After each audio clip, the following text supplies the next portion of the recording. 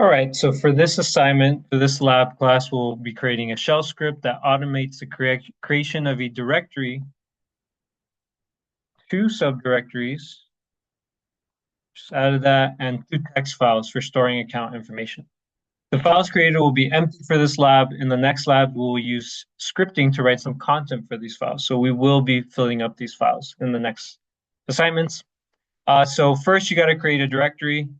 That'll be for 1 point. So you're going to use that user name variable, right? Which is $user.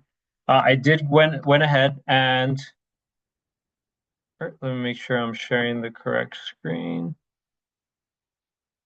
Yep, looks good. All right, so I did go ahead and show you the correct syntax for that. So it is going to be $, and it's going to be curly braces. So it's going to be user IDs and user balances as two subdirectories after you create this user accounts main directory. So first, your script should create the user accounts directory. Inside that directory, you're going to create two more, one called user IDs and one called user balances. Of course, user, it's not going to actually say user, right? It's going to have your username. For a lot of us, that would be VBox user. All right, so after that, you're going to create two text files. So inside the user IDs, you're going to create a text file called account IDs.txt, .text, right? And then in the user balances directory, you're going to do an account balances.txt. And then before running the script, make sure that you do ls to show that your current directory is empty. If you run the script and you mess up and you want to delete stuff, right, you already have the commands for deleting files and directories. We already covered that in file navigation. So yeah, make sure to ls to show that, there's nothing there. You didn't create it before running the script. Run the script. And then after running the script, you're going to do ls again to show, hey, here are my directories. And then so make sure you list the contents of the user accounts directory and its subdirectories. And take another screenshot of the terminal output showing the contents after running the script of your home directory.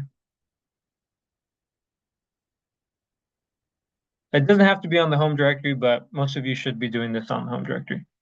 And take a screenshot so it should show there's no, user accounts folder. There's no user IDs, no balances. There should be no text files. It should be empty.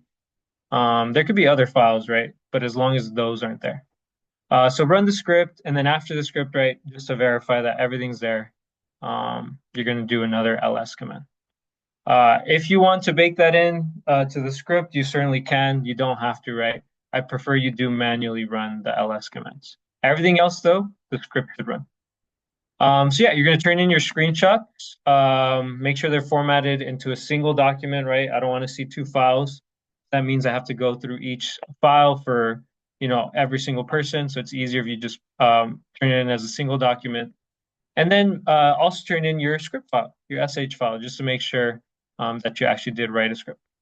I'm not requiring you to cat the script or anything like that, right? I just want you to turn in the actual file itself.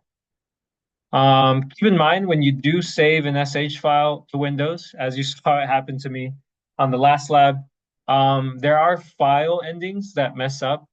So if you ever download a script on Windows, you try to use it again, and you uploaded it from your Windows computer and your script's not working, just know it's because of those file endings. So Windows kind of throws in different characters in there, can't really see them right, so it makes it tricky. Just know, right, if you ever run into a script issue, right, because you downloaded it to your Windows computer, that's definitely happened. So I'm not going to run your script, so don't worry about that for this submission. I just want to see the contents of the script. Yeah, but just know it's an issue that you might encounter in the future running scripts, especially using VMs. So yeah, just keep that in mind if you ever transfer that file around and try to run it again. All right, so yeah, turn in your script file, turn in your two screenshots, and you should be good. So that's it for this week. We'll be exploring some more advanced scripting techniques. We'll look at if statements, we'll look at loops, we'll look at variables and flags to make these scripts really, really dynamic, really powerful. We'll even look at user input.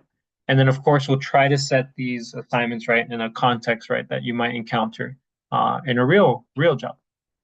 All right, so that's it for this week. As always, if you need any help, do not hesitate to reach out.